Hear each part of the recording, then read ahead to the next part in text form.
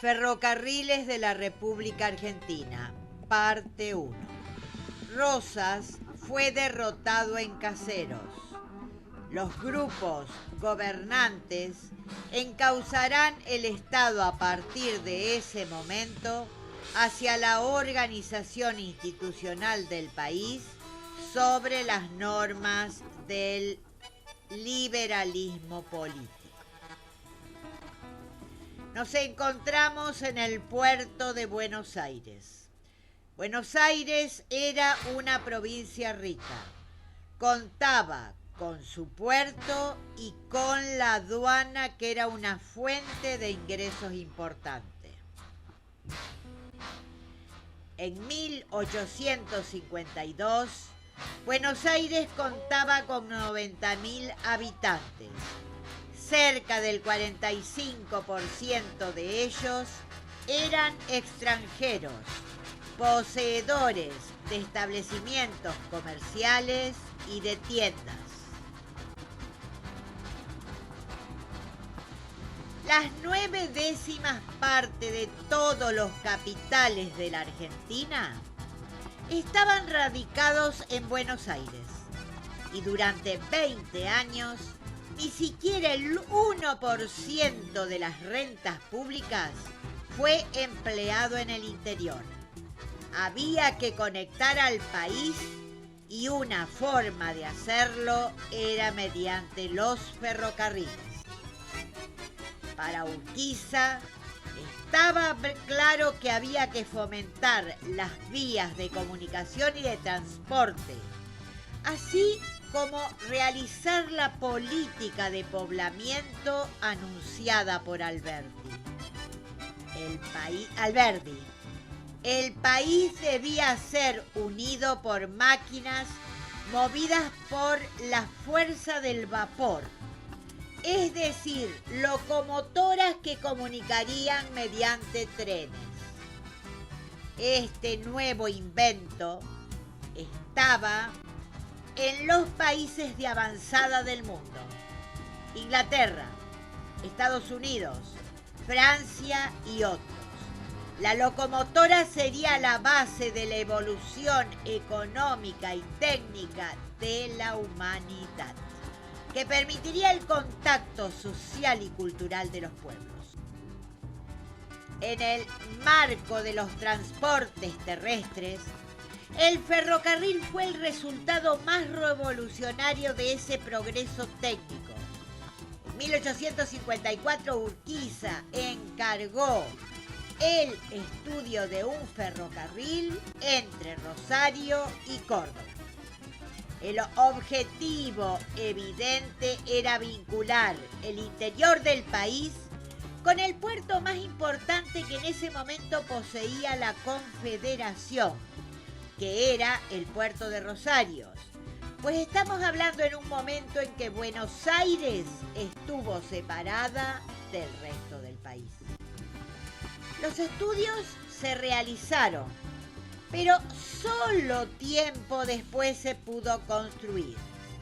El cartel que antes veíamos nos decía que acá había funcionado el Ferrocarril Central Argentino. Funcionó desde el 1 de mayo de 1866, según decía ese cartel que vimos, hasta el 1 de marzo de 1948. Luego fueron cambiando las denominaciones. La provincia de Buenos Aires también autorizó la construcción de una línea ferroviaria hacia el oeste.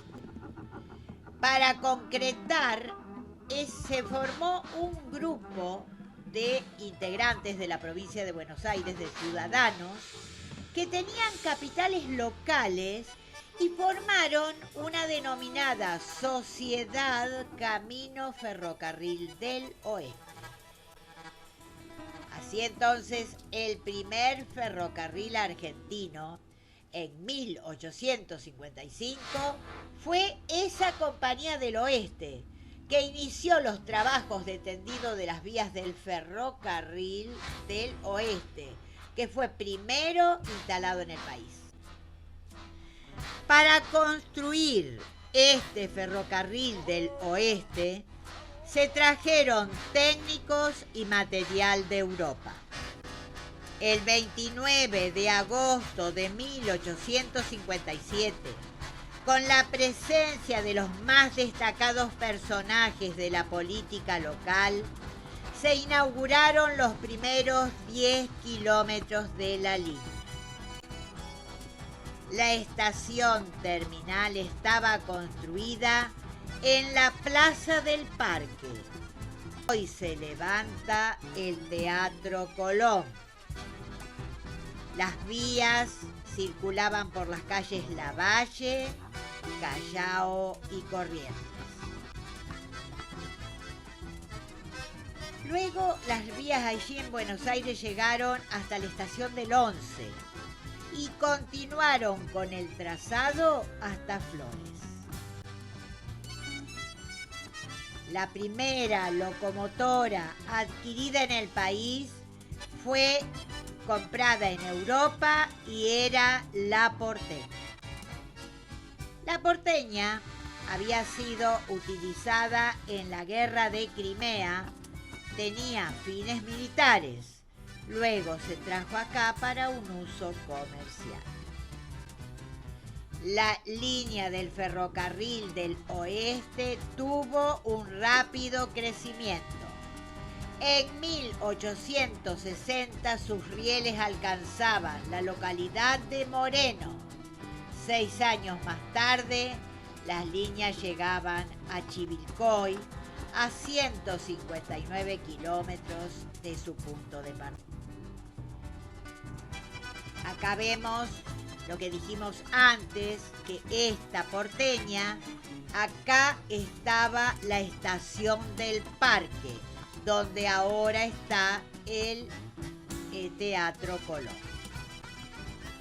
Y acá una placa recordatoria donde vemos a la locomotora, que en este momento se encuentra en el Museo de Luján, que fue la primera circulación de trenes en la ciudad de Buenos Aires. Otra placa recordatoria y además la mención de Instituto Histórico a este Museo Colón.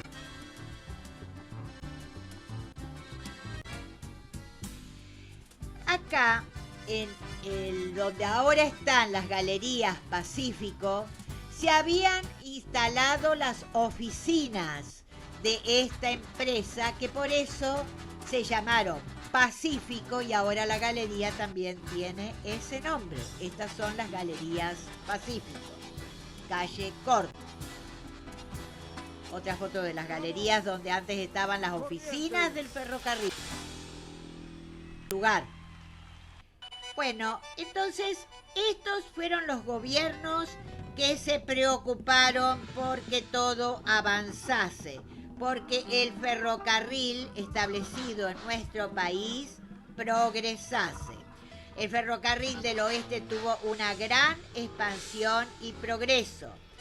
La primera locomotora, la Porteña, se vio completada con otras llamadas Rauch, Pringles, Indio Amigo, Luz del Desierto. Estos gobiernos de Urquiza, Mitre, Sarmiento se preocuparon por la instalación de locomotoras. Una de estas locomotoras, creada por esta empresa del oeste, se llamaba Voy a Chile, lo cual revelaba claramente la idea de llegar hasta el vecino país. Así, en 1890, los trenes en nuestro país ya tenían 1.200 kilómetros. Unían las poblaciones de 9 de Julio, San Nicolás, La Plata, Ensenada y Cañuelas. El ferrocarril del oeste fue levantado con el esfuerzo de ciudadanos argentinos y del gobierno de la provincia de Buenos Aires. Era por entonces una de las más prósperas empresas nacionales y sus tarifas y costos compendían con las líneas férreas de capital extranjero. pronto la expansión del ferrocarril se vio completada con los capitales ingleses que vieron este lugar como un ventajoso medio de inversión en las empresas ferrocarrileras. Así también ellos construyeron hasta 1000 kilómetros de longitud en líneas férreas. Durante la presidencia de Sarmiento, las vías del ferrocarril unieron Córdoba y Rosario. Se trataba del ferrocarril central argentino de propiedad privada. Desde Córdoba empalmaron con el Central Norte, que durante el mandato de Avellaneda llegaron hasta Tucumán. Así entonces vamos viendo que el desarrollo de las líneas ferroviarias pudieron unir en general a la mayor cantidad de capitales de la provincia del país. Y esto aseguró un gran desarrollo económico y poblacional para la República Argentina.